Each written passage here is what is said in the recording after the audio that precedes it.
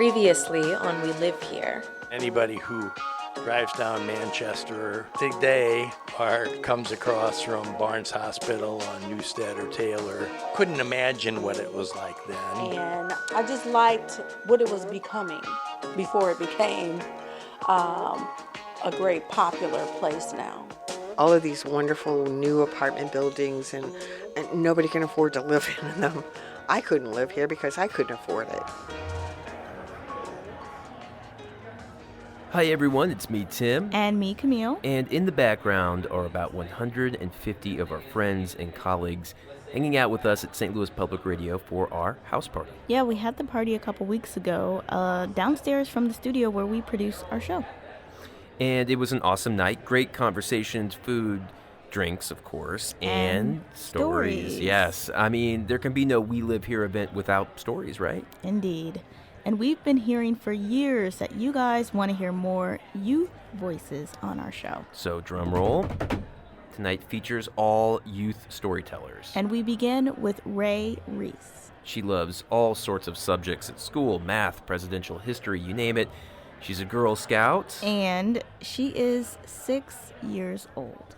Here is a story about the best day ever. My name is Raylan, and I'm going to tell you about my first ever concert.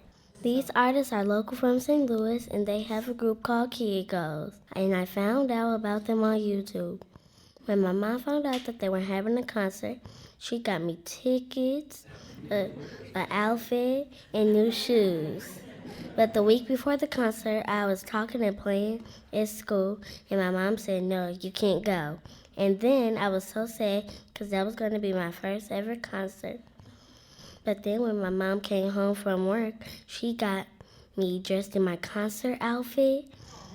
And then when we pulled up to the Del Mar Loop, I said, "Where are we?" And then she said, "The Kegos concert." And I screamed really loud. And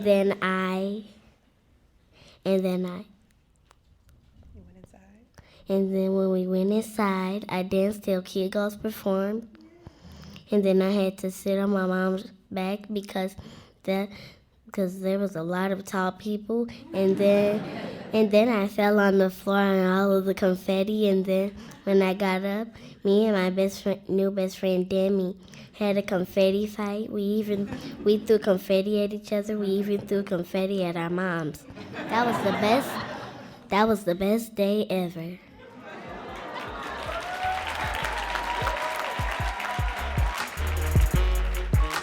Love that story.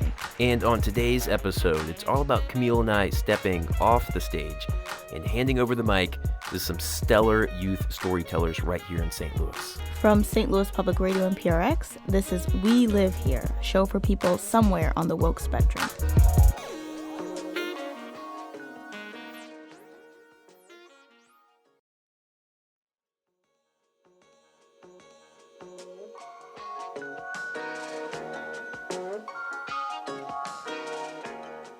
We gave our storytellers a lot of latitude when it came to what they wanted to talk to us about.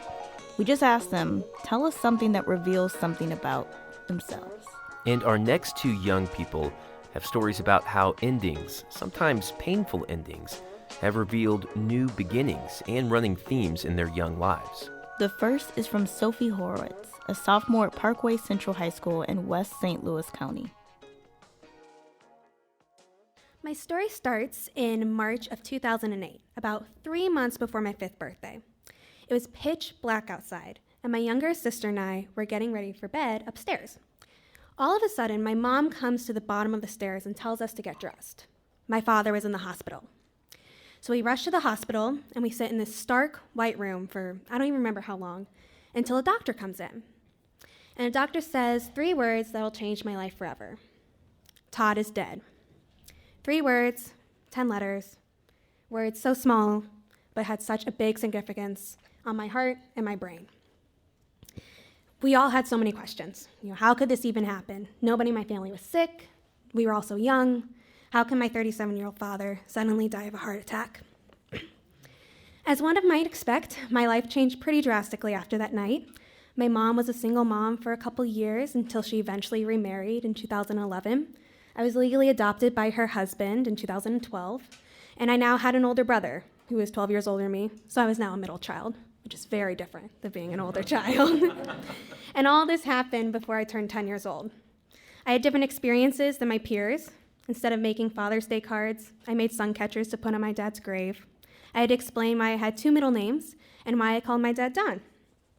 I also developed a large amount of anxiety and perfectionism and had a lot of unanswerable questions about life that none of my other friends had. But life went on, and I had my bat mitzvah, I graduated middle school, I had my first cup of coffee, I saw my first PG-13 movie, I started high school, I went to my first high school dance, I tried sushi for the first time, had finals for the first time, and somehow 10 years went by. So then this summer, I was given the incredible opportunity to go to Jewish sleepaway camp. And so as a Jew, one of the cultural rites of passage is going to sleepaway camp. And so most kids start when they're in middle school, but I was never really comfortable with leaving home, so I started in high school. And I found this camp in Warwick, New York called Kutz. And Kutz is special for a couple of reasons. So 1, it's for high schoolers, so it's 10th, 11th, and 12th. And 2, it's built around this class. So you choose this class and you go throughout the summer, and then you can add on other classes, anything from Is God Real to Makeup with Val. And so I chose Action and Advocacy as my class.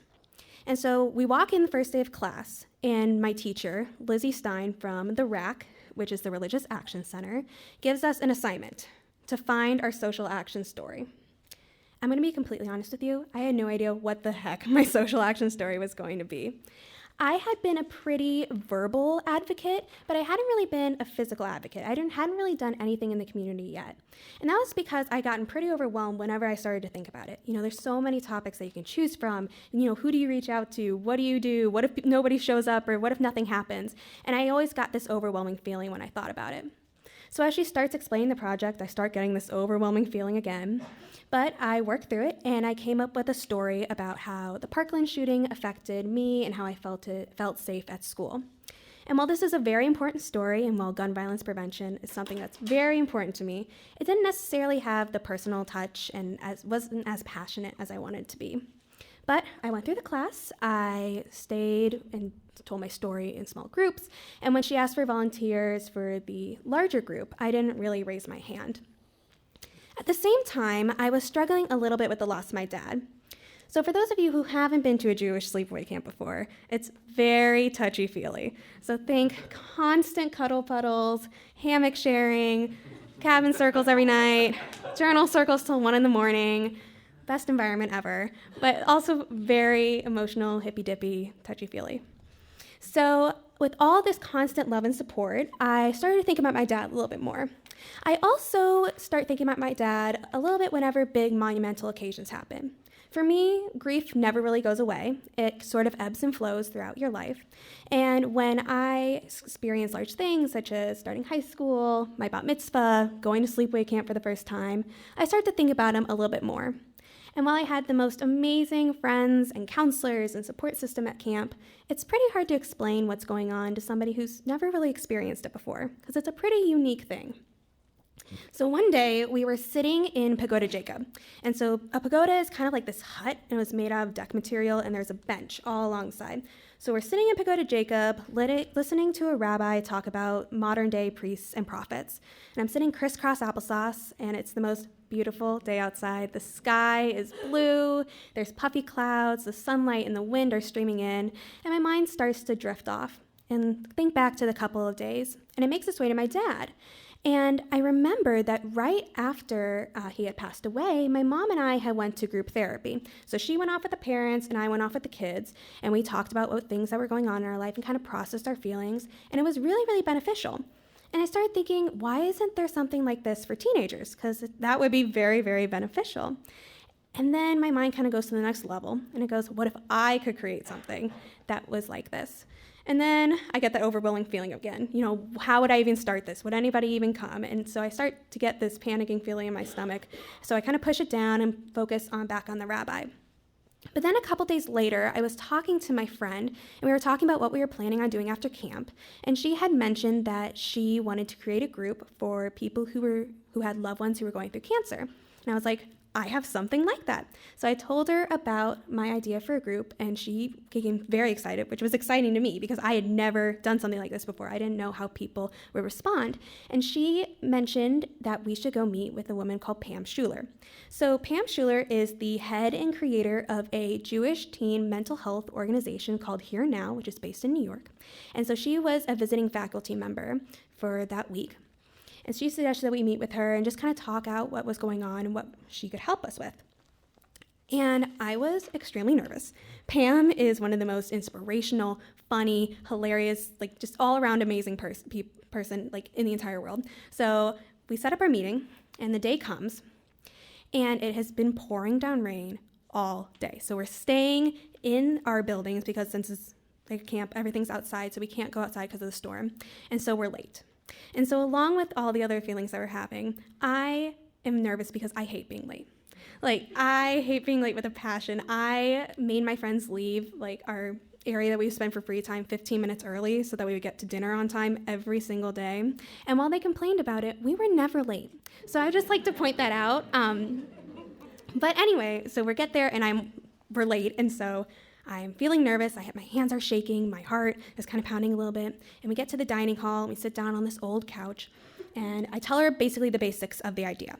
And she starts to smile. And my heart grows a little bit and gets very excited. And she says that she loves the idea, which I am astounded by because she's Pam Schuler. I mean, she's amazing. And so we start talking, and she said that not only does she want to help support me in creating this, but she wants to take it on as a part of Here Now. And she even suggested that instead of doing it in the St. Louis area or in the New York area, we do it across the country, so virtually, and we would all meet together. And I was ecstatic, to say the least. I'm pretty sure my friends still think I'm crazy for running down the gravel path, my arms flailing, screaming my head off because of how excited I was. And so camp starts to come to a close, and I realized that I never told my story yet. And so I talked to Lizzie, and I was like, I think I have something. And being the planner that I am, I spent a whole morning, going over and over, instead of working out, going over and over our story. And so we get to class, and we sit in this big circle, because we all love to sit in circles. And I start telling my story. And the response I got was inspiring. It was something I had never expected to hear or see, because these are the people who inspired me all summer. These are the people that I admired throughout immensely. And these are the people who were coming up to me and saying, this is a really, really cool idea, which was extremely motivating for me, because now I feel the motivation and the inspiration to continue this even after camp when I'm not in this constant social action environment. So camp came and went, and we got home, and I have a couple of meetings with Pam over FaceTime. So we create Understood. And Understood is a virtual group for teens who have lost a parent, where we meet once a month and talk about anything. So sometimes we'll talk about, anniversaries and what do you do on them, what to do when people say I'm sorry, or sometimes we'll just talk about like what movie came out this week and, eat dinner and open up packages together. Essentially, it's a place where people come together who have a common similarity, understand really what you're going through. And so we're still looking for participants. So if you know anybody, or if you yourself would love to join, I would love to have you. So feel free to talk to me or Pam Schuler at Here Now. You can find them on Instagram, Facebook, their website. We're still looking, so please come. But today I wish that I could go back to that fateful night in March, and I wish I could talk and hug that little 4-year-old girl. I wish I could hold her and be there for her, to tell her that she can talk, that she can cry, that she can experience all of these hard and overwhelming feelings that are happening. I may not be able to go back in time, but I can still talk to that little girl. She's right here inside of me. And I can say that today she's not only overwhelmed with all this uncertainty and anxiety, but she's pretty overwhelmed with the feeling of excitement and the things to come and the connections to be made. Thank you.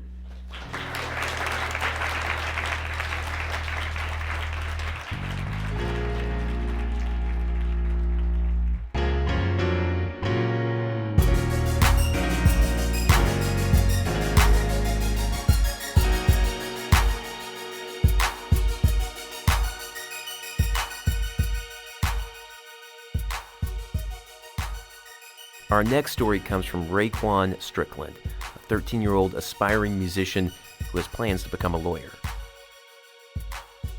Good evening.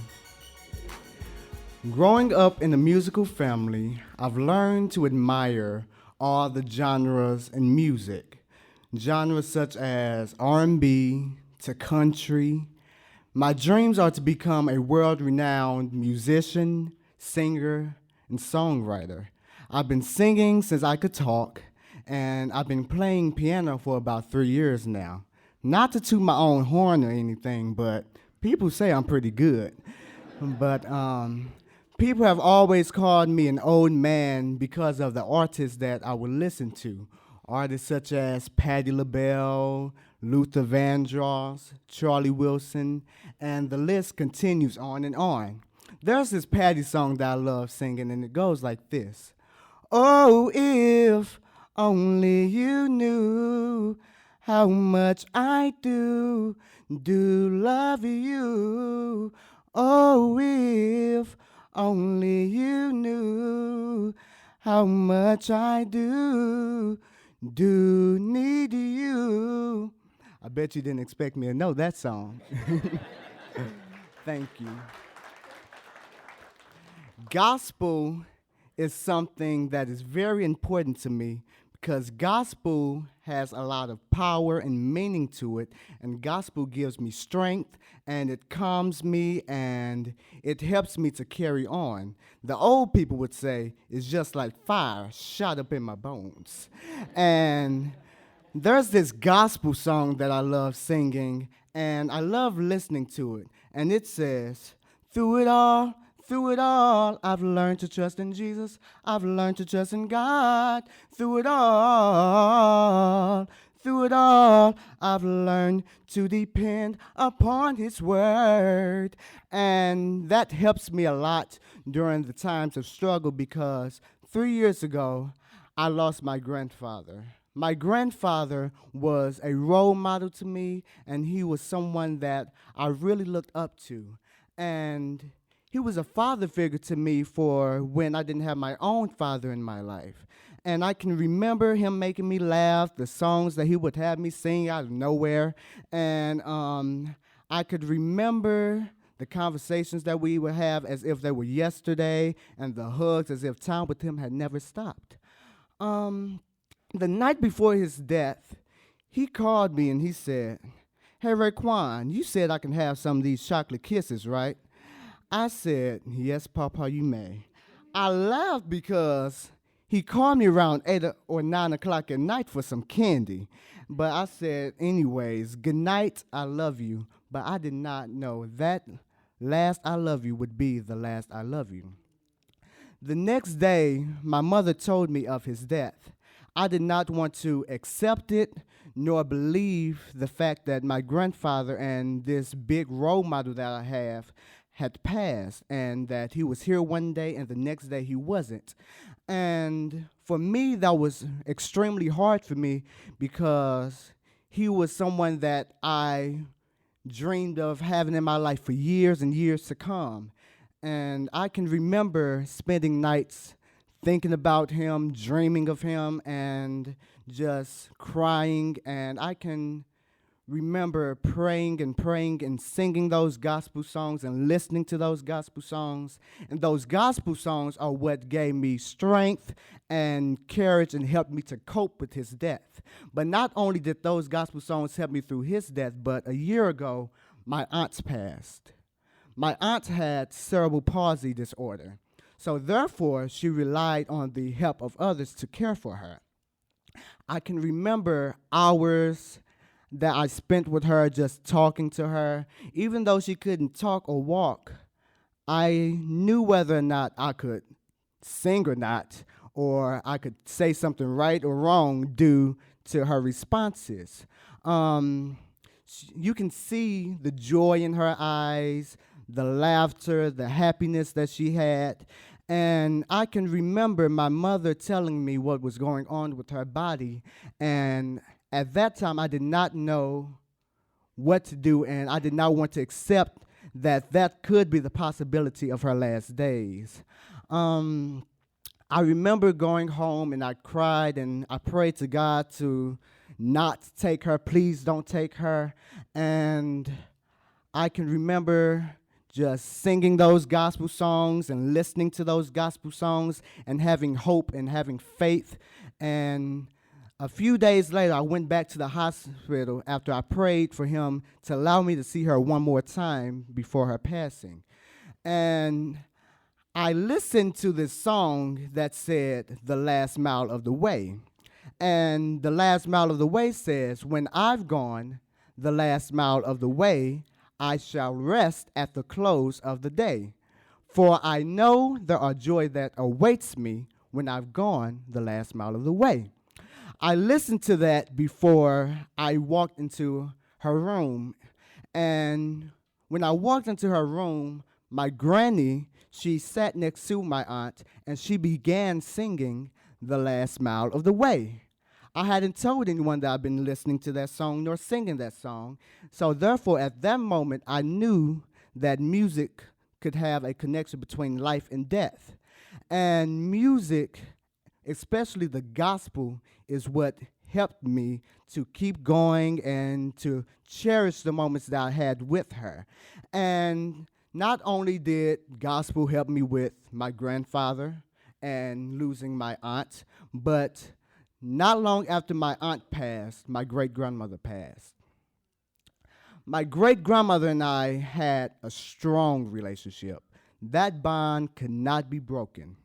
I could remember going to her house daily after school, taking out her trash, taking care of the things that she needed me to take care of. And she tried to pay me, but I wouldn't take it because that's just certain things that a grandson should do for his elder great-grandmother. My birthday came, and she slipped a $20 bill in my hand. I said, "Now, Grandma, you know I don't need all that money." She said, "Well, child, you know you don't let me pay you for taking out my trash, so I'm going to give it to you for your birthday." I said, "All right, Grandma, but don't you dare try to pay me for taking out your trash." But I could remember the Sundays that all the reverends, ministers, pastors, the family visited her. On that day, she looked very busy, so I just came back later on that evening. And I knocked softly because I didn't know whether or not she was asleep. So I took out her trash, and I said, "All right, I'll just come back and spend some time with her later on." But later on never came, because the next day, my mother told me Grandma had never waken up from her sleep. I went over to my grandmother. I saw that she was still breathing, but she was not woke. So at that time, I really didn't know what to do because there were still things that I wanted to learn from her, and she taught me life lessons and spiritual lessons as well. And I could remember the family coming around singing those gospel songs, and at that moment I saw how gospel was in the midst of every struggle and every sorrow that we had went through. And I saw how gospel gave us strength even when we were going through the loss of our relatives. And for me, gospel helped me to continue and to keep going. Gospel is what is the reason that I'm still here. And I can still say from then and now, through it all, I've learned to trust in Jesus. I've learned to trust in God. Through it all, I've learned to depend upon His word. Thank you.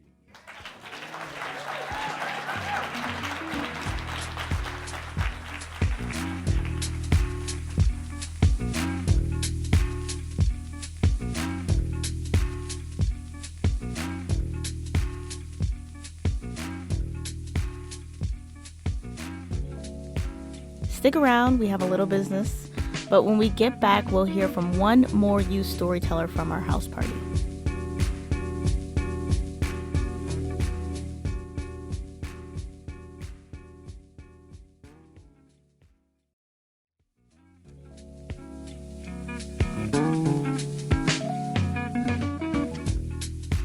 Our final story comes from Sadhna Mateshwaran. She's 16 years old and a junior at Lafayette High School in West St. Louis County. She's also a classical Indian dancer and violinist. St. Louis born, St. Louis raised, Indian born, Indian raised. From the moment I was born, these two have made up my identity. Yet growing up, I struggled to find a balance and a way to express these two vital parts of me. As a child, I firmly believed that there was a place where I could express my culture and be an Indian and act as such, and another place where I was expected to act and fit into the American norm. As a child, I didn't believe that in St. Louis or anywhere in America, it was possible for me to express both these identities of mine at the same time and the same place. So, on the first day of school, of kindergarten, when the teacher called roll and pronounced my name as Sadhana, instead of Sadhna, I raised my hand and was like, yes, I'm present, and I didn't think to correct her. And when the kid next to me turned and said, so your name kind of sounds like Madonna, the singer, right? I was like, yes, you got it, buddy. There's no other pronunciation. And at that moment, as a 6, 7-year-old, I didn't really see the need to correct my teacher or my classmate because I felt as if it was normal for them to pronounce my name incorrectly, as if it would be too hard for them. However, at that time, little did I know that this decision of mine to not correct my classmate and my teacher would impact me for the next 10 years of my life and be the reason that I started to take upon two separate identities. After that first day of school, I made it very clear to myself. At home, I was Sadhna, and at school, I was Sadhana. At home, I felt very comfortable and at ease in expressing both my identities. At home, I would watch Disney movies and Bollywood Indian movies with my mom. I would speak the Indian language Tamil and English. I felt it very easy to celebrate the holidays like Christmas and Thanksgiving and also Indian festivals like Diwali. However, at school, I did not feel this comfortable and I didn't feel secure and safe in expressing these identities of mine because of the fear of being judged. For instance, when my mom would pack me Indian food for school, I would try to cover my food and hide it and eat so that no one would see or ask any questions. However, despite my efforts, one day a kid saw and, in the words of a first grader, called my food inedible or yucky and gross. And at this moment, I felt very hurt, I felt judged, and I started to feel like I couldn't express my Indian identity even in subtle ways at school or outside of my home because I would be judged and I wouldn't be accepted by my friends or by my classmates, teachers, anywhere outside my home. So this really started to have an impact on me, not just in school, but also when I was at home. When my mom would say we have to go to the temple or we would have to go to an Indian event, I would wear Indian clothes, but when we would be driving through the neighborhood and I would turn and I'd see my friends playing outside in the neighborhood, I would duck because I was scared that they would see me and then they would judge me. And not only that, even when I wasn't at school and we would go to these Indian events, my mom would make me wear a bindi. A bindi is traditionally worn by Indian women and girls whenever they go out to places. And when my mom wasn't looking, I would take off the bindi, and I despised wearing it. And it was all because of the thought and the influence of the feeling of knowing that I would be judged for being myself, for being Indian and expressing this identity. It was almost as if I wanted to deny a part of myself. However, I slowly overcame this when I got to high school. The beginning of my freshman year, I have a friend, and she was with me through middle school, and she told me, she's like, Sadhna, you can't do this anymore. You have to tell people how to start pronouncing your name correctly. Your name is not pronounced Sadhana, it is pronounced Sadhna, so you better do something about this. And when she said that, I was so hesitant. I was like, there is no way I'm telling people the right way to pronounce my name. I have gone like 8 years without doing so. I don't think there's any need to change it up on people. I've gone to the school with these people from elementary school and middle school and going up to my friends and being like, hey guys, my name's not Sadhana anymore, it's Sadhna, you better figure out a way how to pronounce it correctly, just seemed very nerve-wracking to me, and I was almost scared to do it. So when she realized that I was not going to take initiative myself, she took it upon herself. We'd be walking through the hallways freshman year, and she'd be like, hey guys, this girl's name's not pronounced Sadhana, it's Sadhna, you better get it right. And I was was so embarrassed, but I'm really glad she did it because it encouraged me. It pushed me out of this fake identity I had created for myself, and it made me tell my teachers, my friends, the right way to pronounce my name. And when they started calling me Sadhna, I felt this burden lift off my shoulder. I felt it possible to keep true to myself inside and outside of school. This further realization and the happiness that came with keeping true to myself further hit me when actually earlier this year I had the chance to perform at the Fox Theater. So I'm a classical Indian dancer, and my classical Indian dance team and I decided to take part in the Fox Teen Talent Competition. We made it through the preliminary rounds, we made it through the semifinals, and then we finally made it to the finals. We perform an Indian classical dance form known as Bharatanatyam, which has been practiced in India for many centuries. And we performed a piece known as Lasya, or the Grace, in which we express the elements of Mother Nature and her beauty and what she carries. And when we did this, we were able to make it to the finals, where we got to perform at the Fox. And the day of the finals, and right before we were about to perform, and right before the music started, I looked out onto the stage. I see thousands of people. It's basically a full house. And at that moment, I was overcome with this feeling that was surreal to be standing on the Fox stage, to be performing here. And I was so overjoyed and overwhelmed by that. And it was the most prestigious stage of St. Louis. But later I realized that more than just performing on the Fox or standing on the Fox stage, it was that my dance team and I were the first ever classical Indian dance team to perform on the Fox. We were representing our culture, and we were giving the audience an insight into our culture, this art form that many have never witnessed before on a stage they've known so well. For the first time in my life, it was as if a merge of St. Louis culture, art, and history was being merged with my culture, art, and heritage. And this was something that would have been unfathomable to me as a child. Thus, my story has helped me realize why I love St. Louis so much. St. Louis has allowed me to embrace my identity. It has allowed me to realize it and celebrate it. It has allowed me to be true to myself and has shown me that hate has no home here and that people don't have to change themselves to fit in. And more than anything, St. Louis has given me a community and has become more than just a place where I live. Thank you.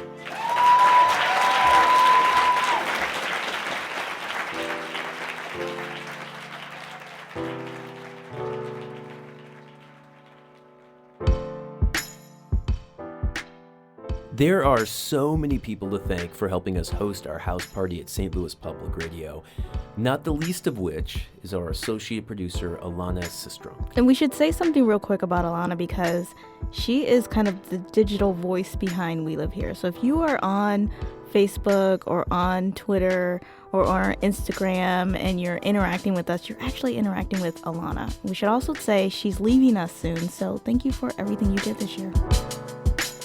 We should also say thank you to Leslie Davis from St. Louis Public Radio's events staff. And Shafante Ross, who worked with our storytellers. Greg Montanu, who ran all the sound for the evening. Daryl McQuinn and Dennis Bentley helped set up the tech. And last, but certainly not least, Robert Peterson. He's the director of radio programming at St. Louis Public Radio, and you guys know he's our boss. Next time on We Live Here. It's not just about what disparities exist today in St. Louis, but how did we get here? And how are we maintaining where we are? It's psychological separation just as much as it is physical separation. We Live Here is produced by me, Camille Stanley. And me, Tim Lloyd. And from St. Louis Public Radio and PRX, this is We Live Here.